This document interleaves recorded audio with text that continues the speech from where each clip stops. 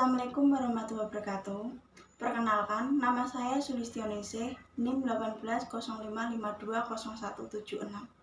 Yang terhormat, kepada Bapak Arif Himawan Dwi Nugroho, SE AK MMCA CPA, selaku dosen pengampu audit bank. Kali ini, saya akan menjelaskan tentang program anti pencucian uang dan pencegahan pendanaan terorisme atau APU PPT di bank. Sebelum saya masuk ke materi, saya akan memperkenalkan profil Unisbank. Universitas Tikubang Semarang, disingkat Unisbank, adalah universitas swasta terbaik di Semarang, Jawa Tengah. Bahkan se-Indonesia menurut survei suatu lembaga penjamin mutu kualitas suatu universitas. Fakultas Ekonomika dan Bisnis Unisbank memiliki 3 jurusan, yaitu S1 Akuntansi, S1 Manajemen, dan D3 Keuangan Perbankan.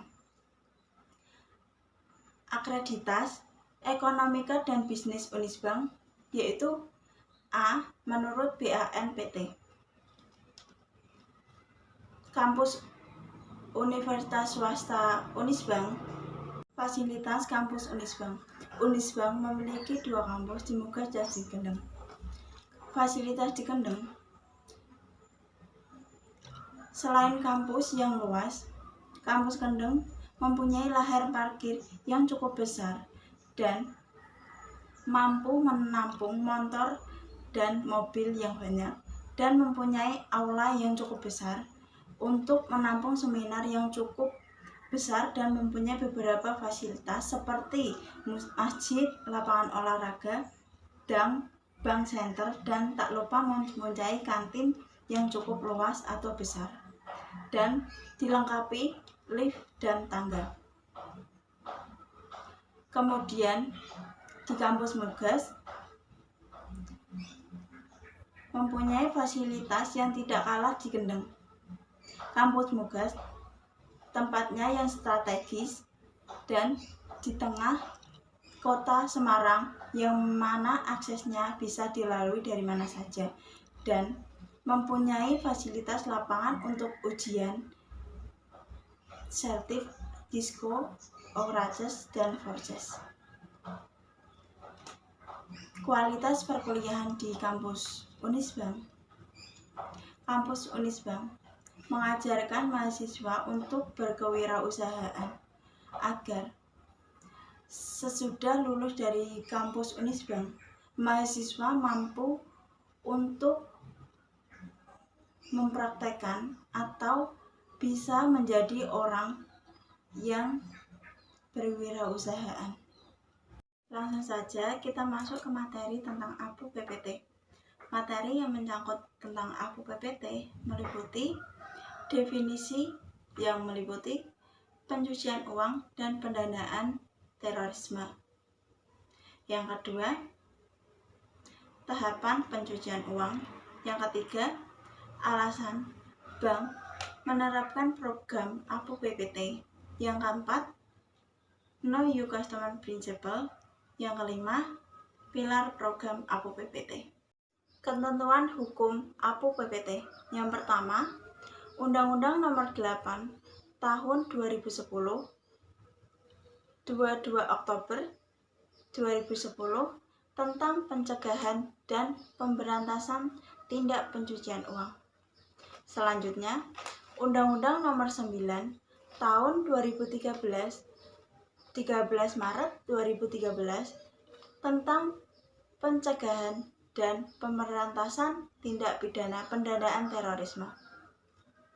Yang selanjutnya, POJK nomor 12 garing POJK 02 tahun 2017, 16 Maret 2017 tentang penerapan program anti pencucian uang dan pencegahan pendanaan terorisme di sektor jasa keuangan. Selanjutnya, POJK nomor 23 garing POJK 01 garing 2019, 18 September 2017 tentang perubahan atas POJK Nomor 2 2017 tentang penerapan program anti pencucian uang dan pencegahan pendanaan terorisme di sektor jasa keuangan. Selanjutnya, definisi pencucian uang. Pencucian uang sebagaimana yang dimaksud dalam undang-undang yang mengatur mengenai pencegahan dan pemberantasan tindak pidana pencucian uang. Suatu proses atau perbuatan yang bertujuan untuk menyembunyikan atau menyamarkan asal-usul uang atau harta kekayaan dari hasil tindak pidana. Kemudian seolah-olah berasal dari kegiatan yang sah atau legal. Selanjutnya, definisi pendanaan terorisme. Pendanaan terorisme sebagaimana yang dimaksud dalam undang-undang yang mengatur mengenai pencegahan dan pemberantasan tindak pidana terorisme. Perbuatan yang menyediakan, mengumpulkan, memberikan, atau meminjamkan dana baik langsung maupun tidak langsung dengan maksud untuk digunakan dana atau yang akan diketahui untuk digunakan melakukan kegiatan terorisme, organisasi terorisme, dan proliferasi sejarah pemusnahan massal. Pemusnahan massal contohnya biologi, nuklir, dan lain-lain. Selanjutnya ada tindak pidana pencucian uang. Setiap orang yang menempatkan, mentransfer, mengalihkan, membelanjakan, dan membayarkan atau menghibahkan, menitipkan, membawa ke luar negeri, mengubah bentuk, menukarkan dengan mata uang atau surat berharga atau perbuatan lainnya atas harta kekayaan yang diketahui atau patut diduga merupakan hasil tindak pidana. Contohnya, membeli mobil seharga lebih dari 1 miliar untuk kepentingan sendiri. Selanjutnya, seorang yang menyembunyikan atau menyamarkan asal-usul sumber, lokasi, penuntukan, pengalihan hak kepemilikan yang sebenarnya atas harta kekayaan yang diketahui atau patut diduga merupakan hasil tindak pidana. Contohnya, menyamarkan lokasi tempat tinggal. Yang ketiga, seorang yang menerima atau menguasai penempatan, pentransferan, pembayaran hibah, sumbangan, penitipan, penukaran, atau menggunakan harta kekayaan yang diketahui patut dicurigai melakukan hasil tindak pidana. Contohnya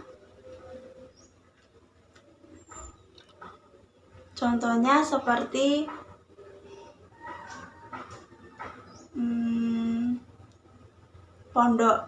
pondok pesantren yang menyuruh anak buahnya untuk meminta sumbangan dengan catatan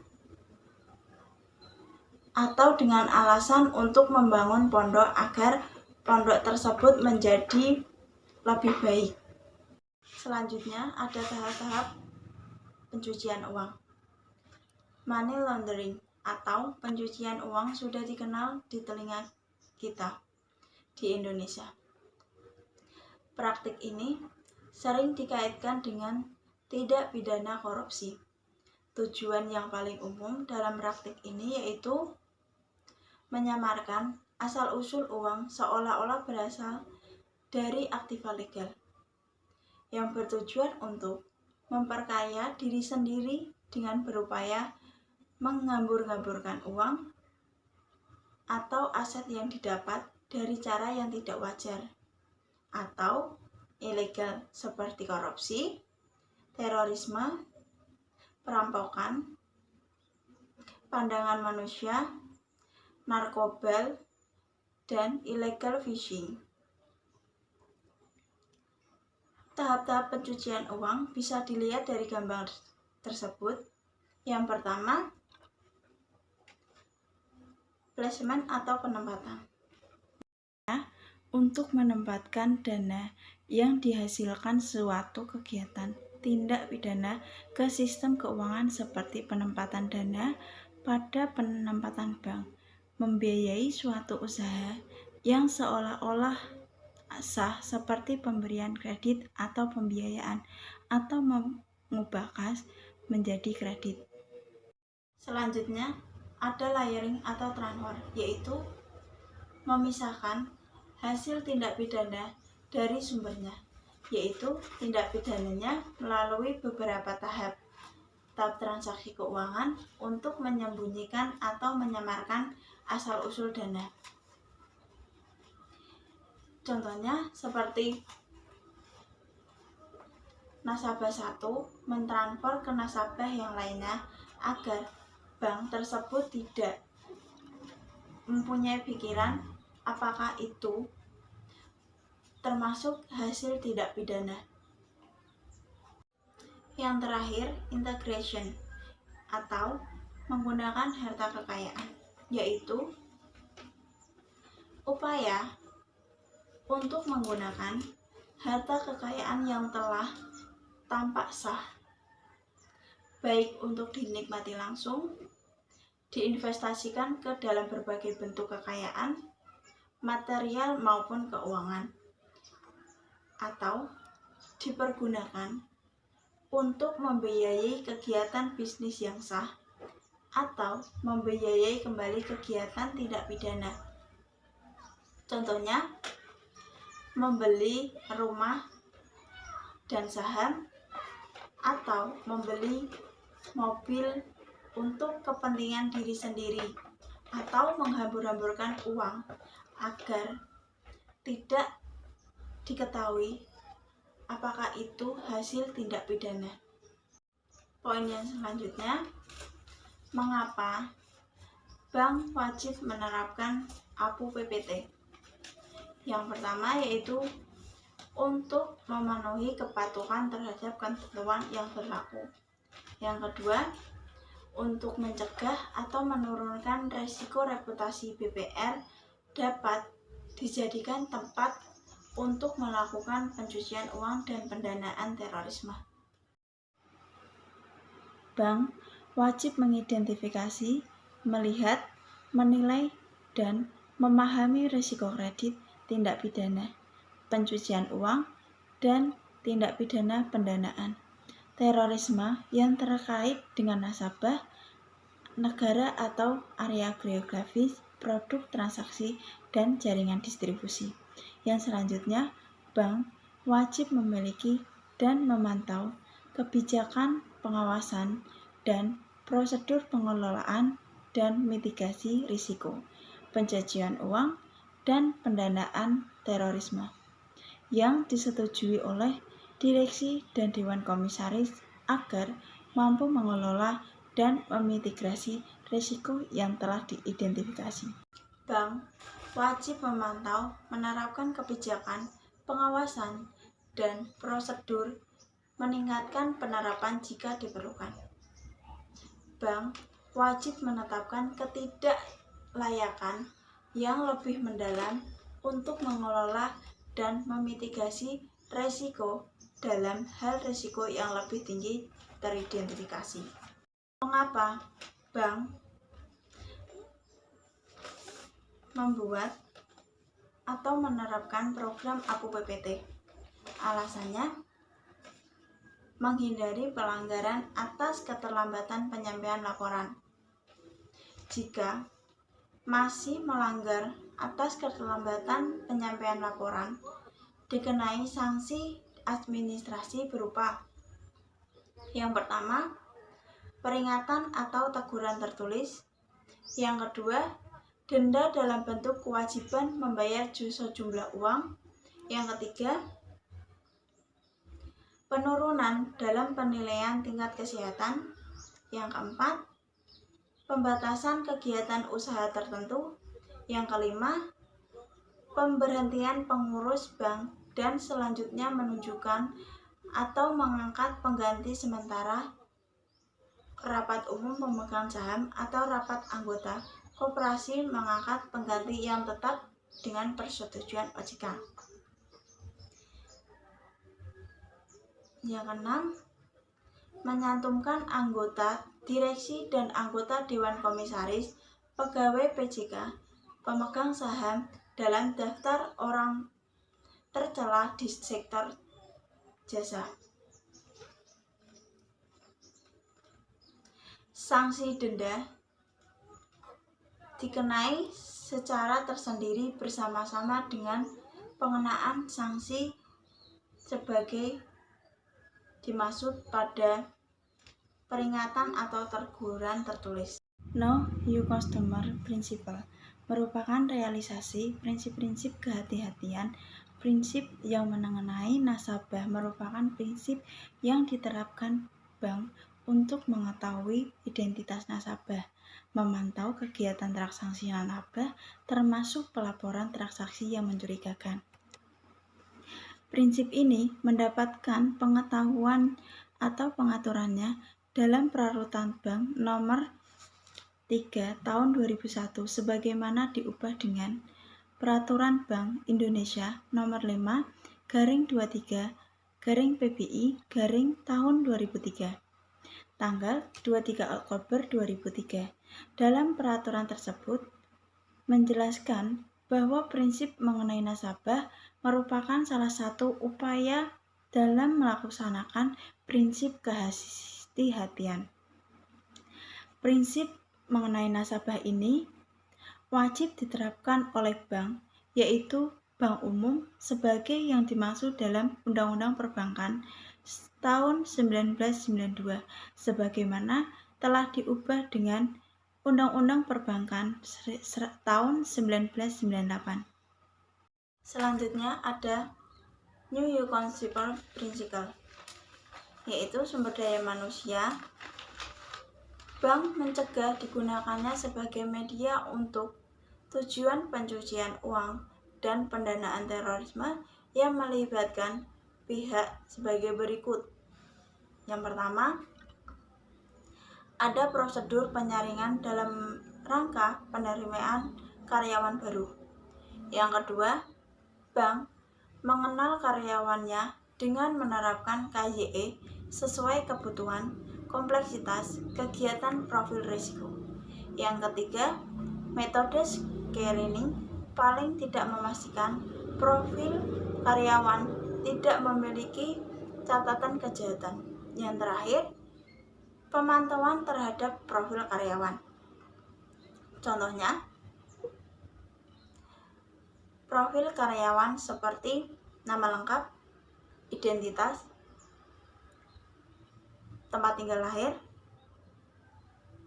dan lainnya. Selanjutnya ada pelatihan APU PPT. Bank wajib menyelenggarakan pelatihan yang berkesinambungan tentang 1. Penerapan ketentuan peraturan perundang-undangan yang terkait dengan program APU PPT. Yang kedua, teknik, metode, dan tipologi pencucian uang atau pendanaan uang. Yang ketiga, kebijakan dan prosedur penerapan program APU PPT serta peran dan tanggung jawab pengawasan dalam pencegahan dan pemberantasan pencucian uang atau pendanaan terorisme. Selanjutnya, ada pelatihan APU PPT yang meliputi seluruh karyawan harus memiliki dan memahami pengetahuan mengenai kebijakan, prosedur, dan pelaksanaan program APU PPT. Yang kedua, prioritas. Prioritas meliputi berharap langsung dengan nasabah, pelaksanaan tugas pengawasan program APU PPT, dan pelaksanaan tugas pelaporan PPATK dan OJK. Selanjutnya, karyawan yang mendapatkan prioritas harus mendapatkan pelatihan secara berskala. Sedangkan karyawan lainnya paling kurang 1 kali dalam masa kerjanya. Selanjutnya, karyawan yang berhadapan langsung dengan nasabah atau frontline sebelumnya harus mendapatkan pelantikan sebelum penempatan. Selanjutnya, ada kelompok dan informasi nasabah. Bank wajib mengelompokkan nasabah sebagai berikut. Yang pertama, nasabah perorangan. Yang kedua, nasabah korporasi. Yang ketiga, nasabah lainnya. Identitas yang memuat dalam nasabah perorangan meliputi adanya nama lengkap termasuk nama alias jika ada. Yang kedua, nomor dokumen identitas. Yang ketiga, alamat tempat tinggal sesuai dokumen identitas dan tempat tinggal lahir. Yang keempat, kewarganegaraan. Yang kelima, pekerjaan. Dan yang keenam, alamat dan nomor telepon tempat kerja. Yang ketujuh, jenis kelamin. Yang kedelapan, status perkawinan. Jika nasabah perorangan sudah menikah, harus meminta persetujuan istri. Ada identitas pemilik manfaat dan sumber dana dan penghasilan rata-rata per tahun. Yang terakhir, tujuan hubungan usaha atau transaksi yang akan dilakukan calon nasabah. Sedangkan bagi korporasi, identitas yang memuat nasabah korporasi meliputi yang pertama, nama. Yang kedua, nomor izin dari instansi berkewenangan. Yang ketiga, bidang usaha atau kegiatan. Yang keempat, tempat tanggal lahir. Dan yang kelima, bentuk badan hukum atau badan usaha. Yang keenam, identitas pemilik manfaat apabila calon nasabah memiliki manfaat. Yang ketujuh, sumber dana. Yang kedelapan, tujuan hubungan usaha dan calon nasabah. Korporasi adalah kumpulan orang dan kelompok yang terorganisasi, baik yang merupakan badan hukum atau legal person atau maupun bukan badan hukum. Korporasi. Identitas korporasi harus meliputi nama, nomor izin dari instansi berwenang, badan usaha atau kegiatan, alamat kedudukan, bentuk badan hukum atau badan usaha, tempat tanggal lahir, identitas pemilik manfaat apabila calon nasabah memiliki pemilik manfaat, adanya sumber daya, dan tujuan hubungan usaha calon nasabah. Korporasi di sini berupa perusahaan yang tergolong usaha mikro dan usaha kecil menengah. Yang pertama, spesimen, tanda tangan, dan kuasa kepada pihak yang ditunjuk. Mempunyai wewenang bertindak untuk atas nama perusahaan dalam melakukan hubungan usaha dengan bank. Yang kedua, mempunyai kartu NPWP bagi nasabah yang diwajibkan untuk memiliki NPWP sesuai dengan ketentuan peraturan undang-undang. Yang ketiga, adanya surat izin tempat usaha atau dokumen lainnya yang dipersyaratkan oleh instansi yang berwenang. Sedangkan yang tidak tergolong dalam usaha mikro dan usaha kecil menengah, yang pertama, laporan keuangan dan deskripsi kegiatan usaha perusahaan. Yang kedua, struktur manajemen perusahaan. Yang ketiga, adanya dokumen identitas anggota direksi atau pemegang kuasa dari anggota direksi yang berwenang mewakili perusahaan untuk melakukan hubungan usaha. Sedangkan korporasi dalam bank yaitu meliputi yang pertama, adanya akte pendirian atau anggaran dasar bank. Yang kedua, izin usaha dari instansi yang berwenang. Yang ketiga, adanya spesismen tanda tangan dan kuasa kepada pihak yang ditunjuk mempunyai wewenang. Sedangkan nasabah perikatan lainnya meliputi bukti pendaftaran pada instansi yang berwenang. Yang kedua, nama perikatan. Yang ketiga, akta pendirian atau anggaran dasar dan anggaran rumah tangga. Yang keempat, adanya dokumen identitas pihak yang berwenang mewakili perikatan lainnya dalam melakukan hubungan usaha dengan bank. Sebelum melakukan transaksi kepada calon nasabah, bank wajib meminta informasi untuk mengetahui profil dari calon nasabah. Nasabah di sini yaitu pihak yang menggunakan jasa bank. Sedangkan calon nasabah adalah pihak yang akan menggunakan jasa bank. Contohnya,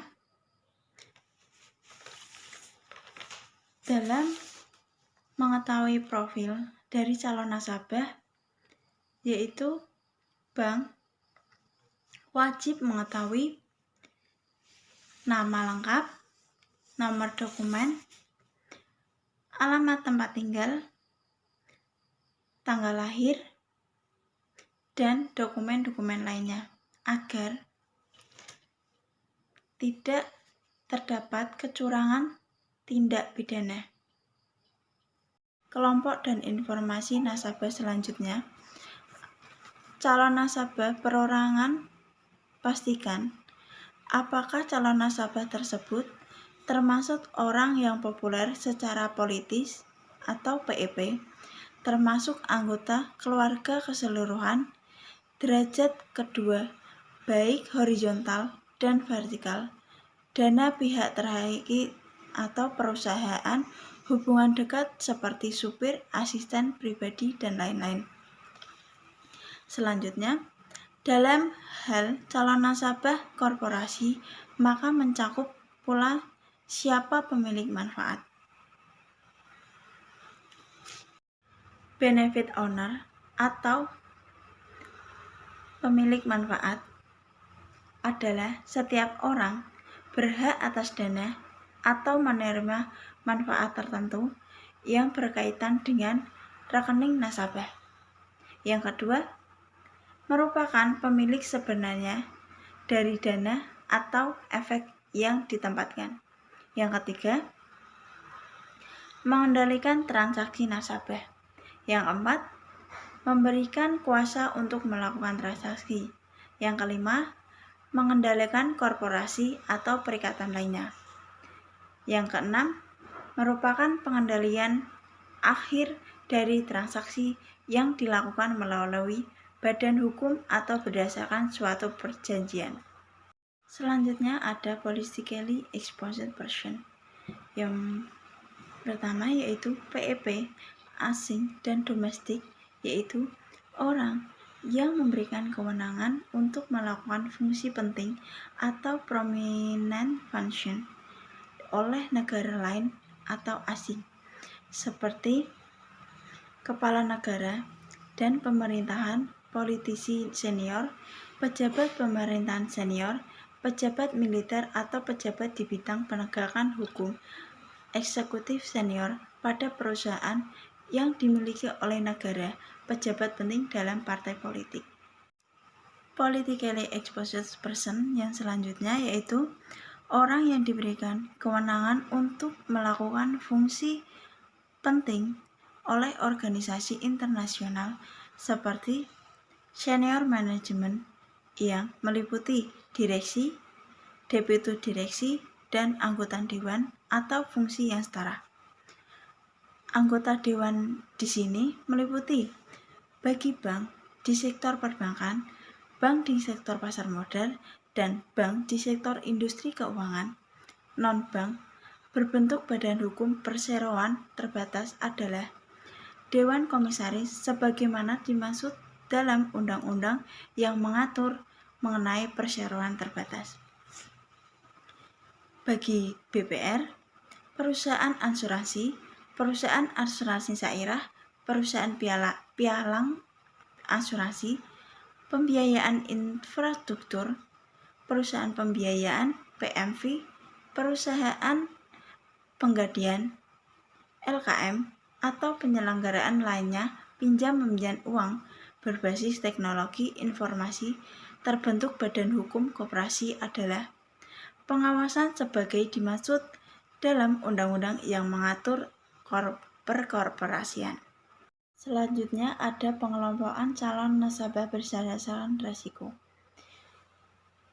Di sini ada identitas nasabah, lokasi usaha bagi nasabah perusahaan, profil nasabah, frekuensi nasabah, kegiatan usaha nasabah, struktur kepemilikan bagi nasabah perusahaan, produk jasa, dan jaringan distribusi delivery channel yang digunakan oleh nasabah. Yang terakhir, adanya informasi lainnya yang dapat digunakan untuk mengukur tingkat risiko nasabah.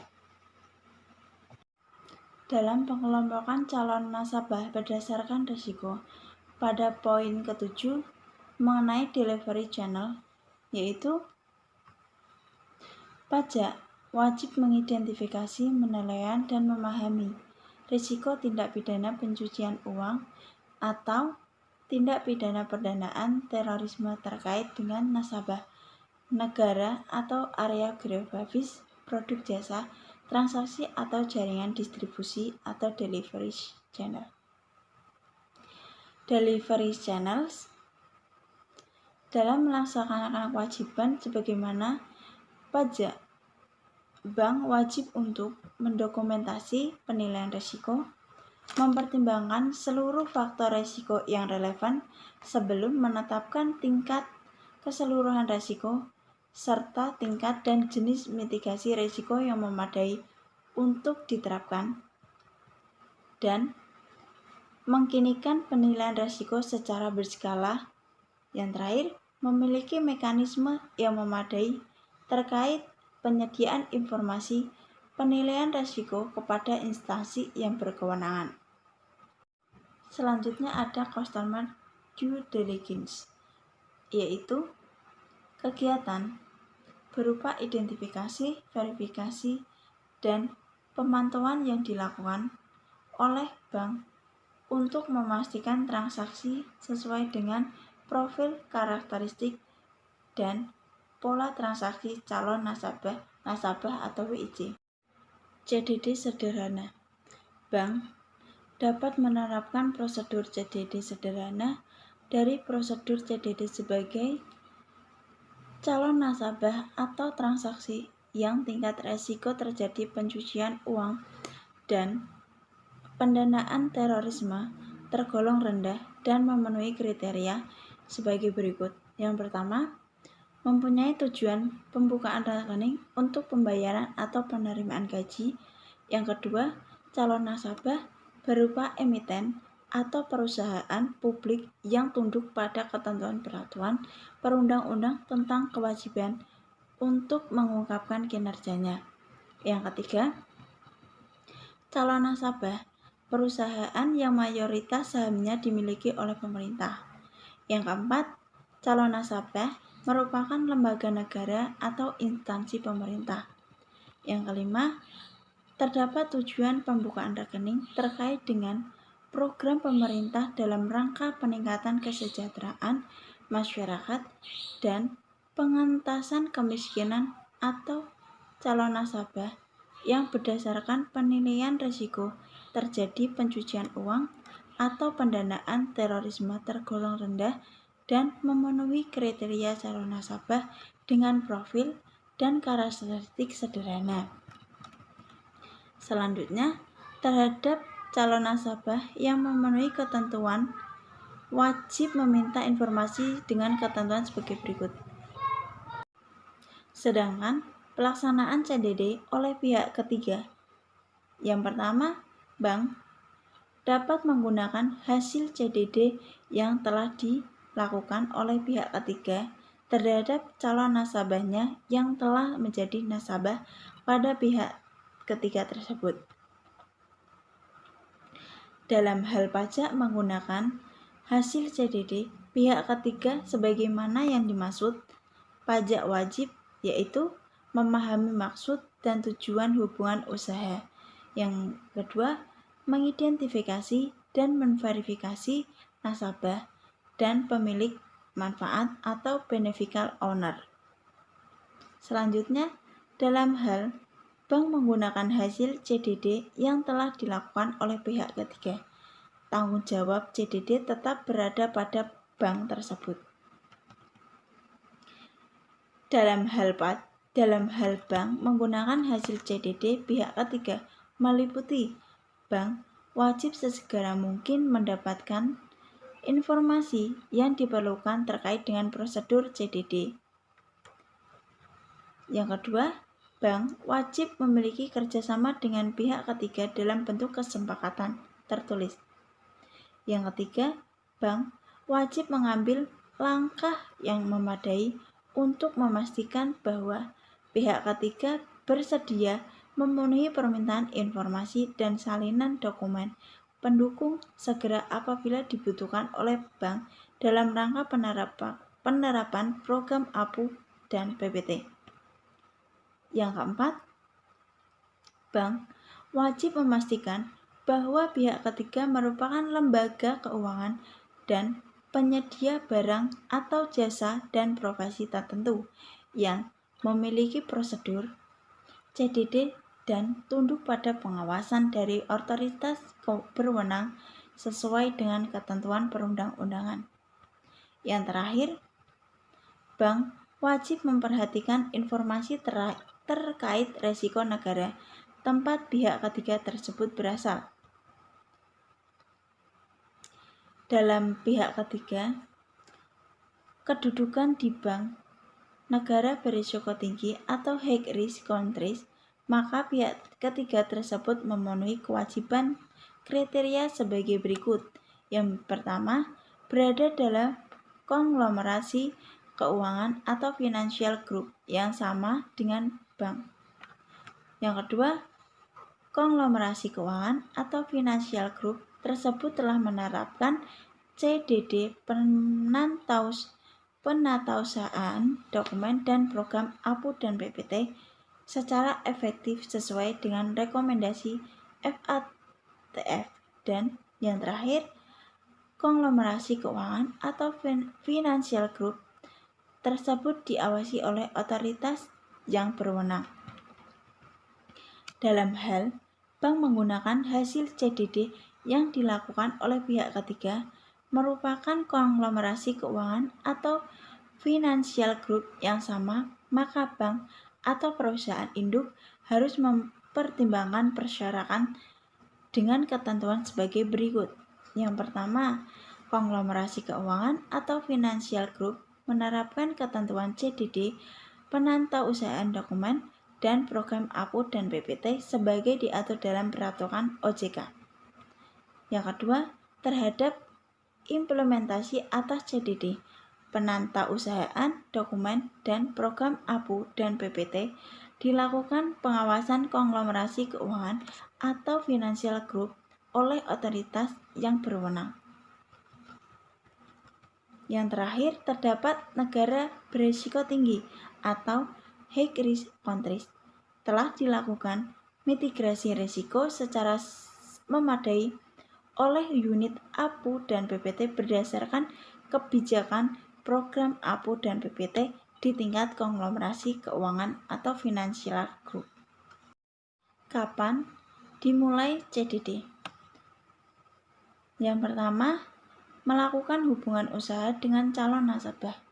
Yang kedua, terdapat transaksi keuangan dengan mata uang rupiah dan mata uang asing yang nilainya paling sedikit 100 juta.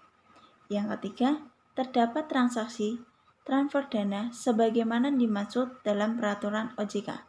Yang keempat, meragukan kebenaran informasi yang diberikan oleh calon nasabah, nasabah penerima kuasa, dan pemilik manfaat. Yang kelima, terdapat indikasi transaksi keuangan mencurigakan dan terkait dengan pencucian uang dan pendanaan terorisme. Selanjutnya, ada pilar APO PPT. Pengendalian intern dibagi menjadi dua, di dalam negeri dan di luar negeri, kebijakan dan prosedur, yaitu yang pertama, menerbitkan beberapa ketentuan internal pendukung. Yang kedua, melakukan review dan memberikan rekomendasi kebijakan. Yang ketiga, memberikan rekomendasi dan masukan sebagai tindak lanjut. Di dalam pengendalian intern, bank wajib memiliki sistem pengendalian intern yang efektif. Terima kasih. Semoga video ini materi tentang APO PPT di bank bermanfaat bagi kita semua. Video ini saya buat untuk memenuhi tugas UAS Audit Bank. Jika ada salah kata atau penjelasan saya kurang menarik atau kurang jelas, mohon maaf. Semoga kita dilindungi dari semua musibah yang ada di Indonesia ini, yaitu corona. Semangat terus untuk kita semua. Jika terdapat kesalahan dalam penyampaian saya, mohon maaf. Wassalamualaikum warahmatullahi wabarakatuh. Keep spirit.